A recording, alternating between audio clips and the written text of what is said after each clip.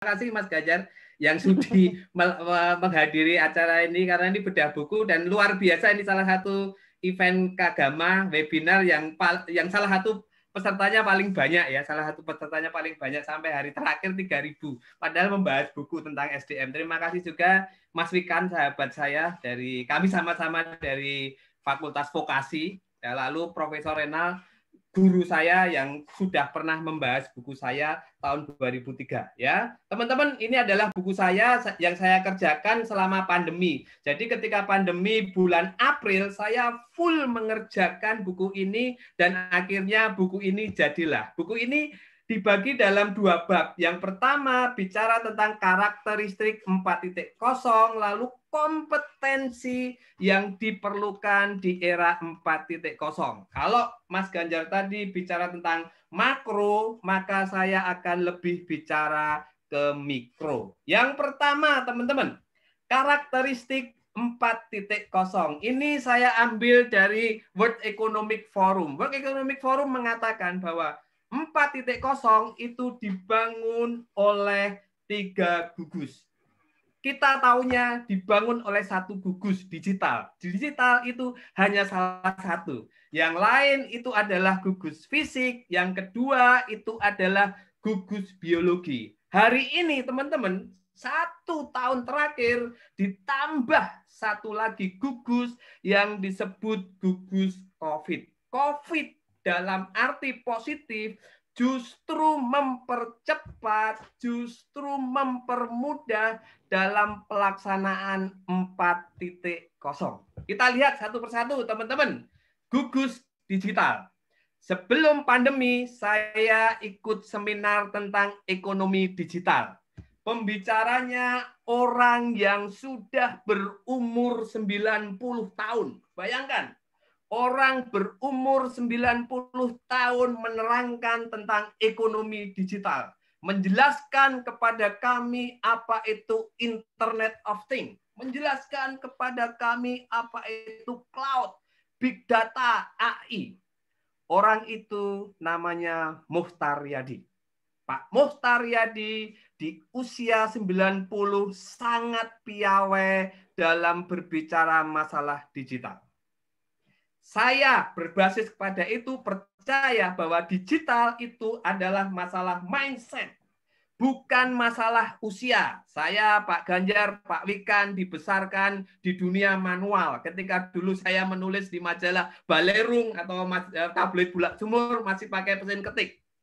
Hari ini semua digital. Dan sekali lagi, digital itu adalah mindset, bukan umur. Pak Muhtar Yadi menjelaskan kepada saya ketika sudah berumur 90 tahun, sangat runtut menjelaskan tentang Internet of Things, cloud, big data, artificial intelligence untuk ekonomi. Itu gugus yang pertama, teman-teman, digital.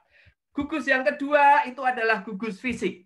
Inilah yang menyebabkan Tesla bisa menyalip Toyota Daimler. Mengapa demikian? Karena gugus fisik ini adalah semacam kendaraan otomatis, percetakan 3 dimensi, robot tingkat lanjut, material baru.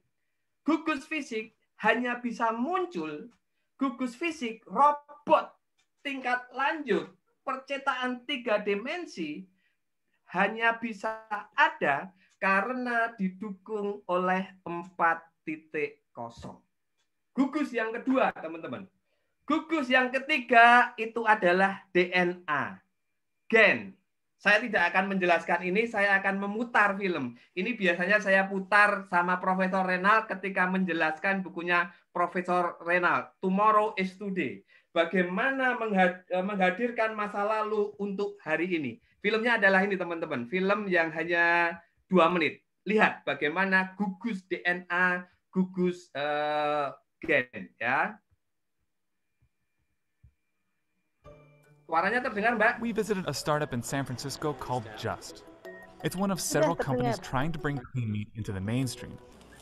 So how do companies grow it?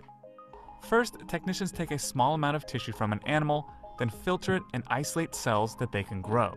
That means providing warmth and oxygen, as well as feeding them salts, sugars, and proteins, essentially tricking the cells into thinking that they're still inside their owner.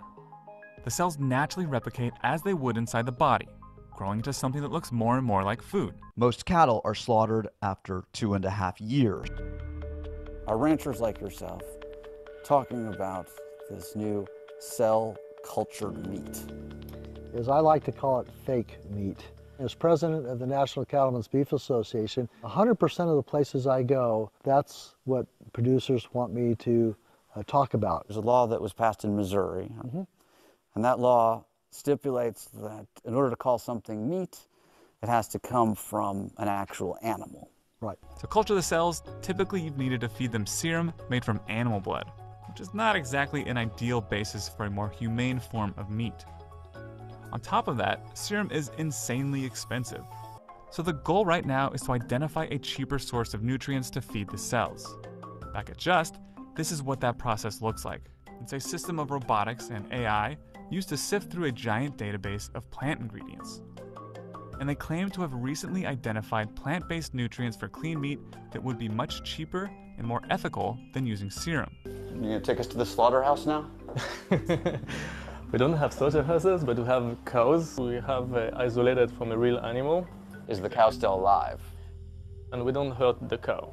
After roughly 3 to 5 weeks in Gertrude, these small beef pieces will grow into a thin slice of steak. Itulah teman-teman, gugus DNA, gugus gen, biologi. Bagaimana sapinya masih berkeliaran di sana, tapi diambil gennya, diambil DNA-nya, lalu dikembangkan di lab dengan bantuan robotik, dengan bantuan kecerdasan artifisial, lahirlah daging yang kita makan.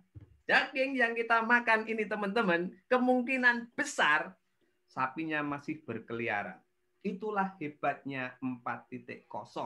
Jadi kalau Jawa Tengah mengembangkan peternakan, nah nanti sapinya masih berkeliaran di mana-mana, dagingnya sudah kemana-mana. DNA, gen. Pertanyaan berikutnya teman-teman, gugus 4.0 dan gugus COVID itu menyebabkan apa sih? Yang terjadi adalah seperti ini. Model bisnis menjadi baru. Yang lama banyak yang tidak relevan, hadir model bisnis baru. Yang kedua, budaya kerja dan kebiasaan menjadi baru. Saya tidak membayangkan buku saya akan dibedah oleh Pak Ganjar, oleh Pak Wikan. Tapi karena Zoom, akhirnya bisa dibedah. Budaya kerja dan kebiasaan baru. Lalu yang tidak kalah penting, dan inilah yang tadi dikatakan oleh Mas Ganjar, bagaimana Batang sebagai pusat industri baru di Indonesia, orang-orang sudah pada masuk, investor pada masuk, persoalannya adalah SDM. Di mana SDM perlu pemahaman yang baru, teknologi, perlu reskilling dan upskilling. Akhirnya ujungnya harus muncul kompetensi baru. Jadi dunia usaha, Budi kata Mas Wikan, harus selaras dengan dunia pendidikan. Dunia pendidikan mendukung dunia usaha. Kompetensi baru. Baru kita masuk. Apa itu kompetensi? Foto ini teman-teman saya ambil dari Kagama Beksan. Jadi saya dan Mas Marioto sama Mas Aris Kancil itu menyelenggarakan Kagama, menyelenggarakan lomba cerpen. Sampai lomba cerpen yang ketiga, pesertanya 1.600 orang. Penulis cerpen. Lalu ketika ada mau pengumuman cerpen, Kagama Beksan itu datang ke lokasi jam 3:30. Padahal acara jam 7 malam. Mbak Belinda menghubungi saya, Mas Lili, saya perlu jam 3:30 sudah nyampe TKP. Saya mempersiapkan. Lalu Mbak Belinda dan teman-teman mempersiapkan, jam 7 baru tampil dan hanya tampil tidak lebih dari 10 menit. Persiapannya di tempat lokasi itu 3 jam. Itulah yang disebut dengan kompetensi. Kompetensi itu gabungan dari 5 hal, teman-teman. Yang pertama adalah kepala kita yang disebut pengetahuan. Yang kedua, tangan kita yang disebut dengan keterampilan. Tapi itu tidak cukup. Yang menggerakkan Kagama Beksan akhirnya mau cuti dari kantornya dan mempersiapkan 3 jam sebelumnya adalah nomor 3, nomor 4, dan nomor 5. Kompetensi itu perlu didukung oleh value. Kompetensi itu perlu didukung oleh trait. Kompetensi hanya bisa jalan kalau ada motivasi. Mbak Yuli, moderator kita, sekarang pegang Polman Astra, salah satu sekolah vokasi terbaik di Indonesia. Fokus pada soft skill tanpa harus meninggalkan technical. Mengapa technical hanya bisa digerakkan, hanya bisa menjadi kaliber terbaik kalau ada nomor 3, nomor 4, dan nomor 5. UGM hebatnya di sini, teman-teman. Kagama. Mohon maaf nih bagi teman-teman, 65% karena bukan orang Kagama. Minimal nanti anaknya sekolahkan ke Kagama. Karena di Kagama, minimal saya, diajar oleh nilai-nilai. Ada semangat dalam diri saya untuk bertumbuh, untuk memberi yang terbaik. Saya diajari oleh UGM. Kompetensi, teman-teman. Dan kompetensi sendiri, formulanya itu diciptakan oleh 2 profesor, Profesor Hemel dan Profesor Prahalat. Profesor Hemel dan Profesor Prahalat tahun 90 mengatakan begini, kalau negara ingin unggul dibanding negara yang lain, kalau kementerian ingin unggul dibanding kementerian yang lain, kalau provinsi lebih ingin unggul dibanding provinsi yang lain, kalau perusahaan lebih unggul dibanding perusahaan yang lain, wajib memiliki 2 kompetensi. Dan yang diperlukan adalah kompetensi inti. Kompetensi inti itu adalah kompetensi pembeda yang membuat sebuah negara lebih unggul dibanding yang lain, yang membuat sebuah provinsi lebih unggul dibanding provinsi yang lain, yang membuat kampus lebih unggul dibanding kampus yang lain. Kompetensi inti. Gambar ini, foto ini adalah teater garasi, teman-teman. Teater garasi dulu dikembangkan oleh teman-teman saya dari Visivol UGM, tahun 90-an. Hari ini satu-satunya grup teater yang masih eksis teater garasi. Dibanding dari kampus-kampus yang lain, teater garasi dari UGM.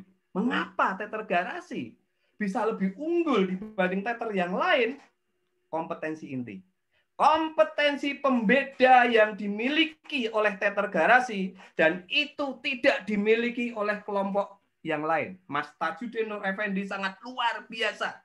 Bagaimana mengolah naskah, bagaimana mendidik para pemain teater, bagaimana membentuk komitmen. Kompetensi inti. Itulah teman-teman kompetensi.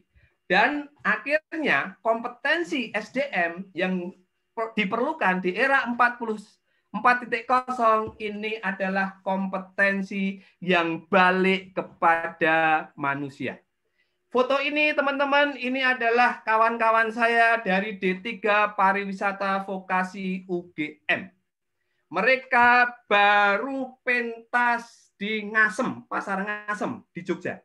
Ketika mereka pentas, teknologi digital, berbagai alat perkakas digital yang lain itu hanya untuk membantu. Intinya itu adalah dari anak-anak ini, dari teman-teman mahasiswa ini. Bagaimana mereka tampil. Jadi kompetensi SDM di era 4.0 yang saya tulis di buku saya ini teman-teman, semua kembali kepada manusia. Esensi manusia di mana tidak bisa diganti oleh digital, di mana tidak bisa diganti oleh teknologi, digital teknologi hanya untuk membantu. Mengelola manusia, teknologi hanya untuk membantu. Komunikasi, kreativitas, inovasi, berpikir kritis, pelayanan prima, kolaborasi. Hak prerogatif yang hanya dimiliki manusia, teknologi digital tidak memiliki. Teknologi digital hanya membantu. Itu di buku saya. Tapi mohon maaf tidak akan saya bahas. Masih berapa menit ya? 5 menit ya Mbak Rida ya. Saya akan membahas kreativitas dan inovasi saja teman-teman. Yang ini sangat relevan dengan Indonesia. Saya menulis teman-teman di kompas.com bulan kemarin inovasi gaya Toyota dan Tesla. Mana yang lebih baik? Ini terjadi perdebatan yang panjang kali lebar dan tidak ada ujungnya. Karena semuanya baik. Intinya kalau Toyota itu adalah berpikir duluan, bertindak belakangan. Kalau Tesla bertindak duluan, berpikir belakangan. Mana yang lebih hebat? Semua sama hebat. Toyota sudah ratusan tahun. Tesla baru kemarin sore ya. Tesla belum teruji, tapi memang luar biasa. Produknya meluncur dulu. Yang penting nanti kalau ada perbaikan ya sambil jalan. Mirip dengan HP ini. HP ini diluncurkan dulu. Nanti kalau ada tambahan-tambahan ya download. Jadi kalau kita beli mobil Tesla, ya sudah. Nanti kalau mau ada teknologi-teknologi baru ya di-download. Tesla. Toyota enggak. Komplit dulu baru meluncur. Nah itu dua pendekatan yang berbeda. Tapi itu yang lebih relevan dengan Indonesia adalah ini teman-teman. Inovasi, saya tulis juga lanjutannya di kompas.com. Unilever, Wing, dan Kao, mana yang lebih hebat? Unilever saya ganti Indofood. Ini contohnya ya. Indofood, Unilever, Mayora. Mereka itu menggunakan teknik inovasi yang disebut dengan prospektor. Artinya selalu melakukan inovasi produk baru, selalu melakukan membuat produk-produk baru untuk dilempar ke pasar. Sementara produk-produk yang lama diremajakan, produk-produk yang lama tetap dipertahankan, diperbarui sehingga tetap memimpin pasar. Itulah yang disebut dengan strategi inovasi prospektor. Dilakukan oleh Indofood, oleh Mayora, dan Unilever. Teman-teman, produk dari Mayora namanya Cappuccino, Torabika, penjualannya nomor 1 di dunia, mengalahkan Nestle. Prospektor. Yang kedua, itu dilakukan oleh Wings. Wings menggunakan teknik yang diajarkan oleh Ki Hajar Dewantoro puluhan tahun yang lalu, yang disebut dengan analyzer. Amati, tiru, modifikasi. Nematke, nirokke, nambahi. Jadi Wings Group itu menganalisis perusahaan-perusahaan pesaing. Habis itu membuat produk yang mirip dengan pesaing. Itu dilakukan oleh Wing Analyzer. Dan negara yang melakukan itu adalah Taiwan. Produk-produk teknologi terbaik dari Apple, dari Samsung, dari berbagai macam, Cisco, segala macam boleh masuk pasar. Seminggu berikutnya, Taiwan mengeluarkan produk. Dan produk dari Taiwan sekarang bisa merajai, bahkan mengalahkan yang ditiru. Taiwan. Ya, analyzer. Ini yang cocok di Indonesia adalah ini teman-teman, bukan yang ini. Ini terlalu rumit lah bagi Indonesia lah. Ini juga apalagi yang ini teman-teman, Tesla atau Toyota terlalu rumit bagi Indonesia. Indonesia itu cocoknya ya seperti ini. Karena konsep ngakali itu hanya ada di Indonesia. Mobil kita rusak, dibawa ke bengkel resmi bisa berbulan-bulan. Dibawa ke bengkel pengkolan jalan 2 jam selesai. Mengapa? Ngakali. Itu hanya dimiliki oleh orang Indonesia. Jadi Indonesia kalau ingin inovasi lebih cocok strategi analyzer. Lalu strategi yang lain, yang terakhir itu digunakan oleh Kao, digunakan oleh Indo Cafe. Sejak zaman dulu Mbak Rida, Kalau Anda pakai produk dari kaos sejak zaman dulu ya produknya seperti itu aja. Biore, L'Oreal, terus satu lagi apa itu ya. Sama persis. Kalau kita minum kopi dari Incofood ini sejak zaman dulu kopinya ya cuma itu aja. Cappuccino, Indocafe Coffee Mix atau Indocafe Coffee O. Tapi kau dan Indocafe hari ini tidak tergoyahkan. Banyak sekali produk-produk baru, tapi mereka bisa berdiri dengan tegak. Mengapa? Mereka menggunakan inovasi yang disebut dengan defender, cenderung mempertahankan produk. Mereka inovasi pada peningkatan efisiensi kerja, inovasi pada proses bisnisnya, inovasi pada pemasarannya. Jadi produknya walaupun lama tetap relevan dan tetap dikonsumsi oleh konsumen. Defender. Anda mau menggunakan inovasi model prospektor, Indofood, silahkan. Model wing, silahkan. Model kau, silahkan. Yang penting adalah ini. Kalau Anda membeli buku ini di gramedia.com, hari ini dikasih diskon 20%. Pesan saya itu aja Mbak Rida. Terima kasih. Oh ya,